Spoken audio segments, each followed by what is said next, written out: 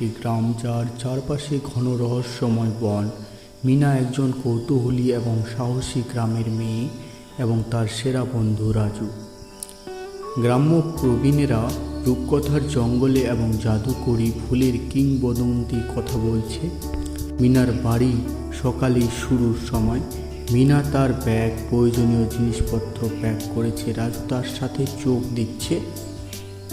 মিনা এবং রাজু তাদের অভিযান সম্পর্কে ঝুঁকি এবং পুরস্কার আলোচনা করছে। মিনা এবং রাজু জঙ্গলে প্রবেশ করেছে, আশ্চর্য হয়ে চারপাশ দেখছে। উজ্জ্বল গ্রাম থেকে অন্ধকার রহস্যময় বন পর্যন্ত পরিবর্তন। সোনালি হরিণের সাথে সাক্ষাৎ। জঙ্গলের একটি খোলা অংশ। মিনা এবং রাজু সোনালি হরিণ দেখতে পায়।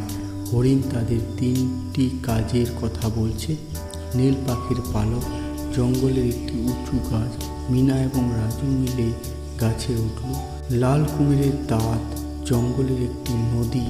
রাজু সাহস করে নদী পার হচ্ছে। লাল কুমিরের মুখোমুখি। রাজু কুমিরের দাঁত বের করার উত্তেজনাপূর্ণ মুহূর্ত।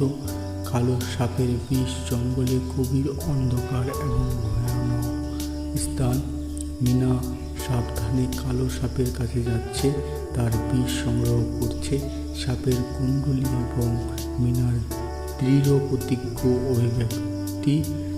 জাদুকরী ফুলের সন্ধানে একটি লুকানো গ্লেড যা অন্য জগতের আলোয় জ্বলছে।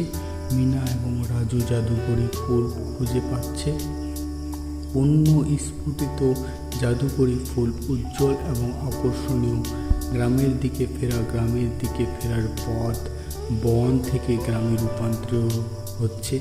মিনা এবং রাজু জাদুকরী ফুল নিয়ে ঘরে ফিরেছে। মিনা, রাজু এবং তাদের পরিবারের মাঝে উত্তেজিত কথোপকথন। ফুলের জাদু। মিনার বাড়ি।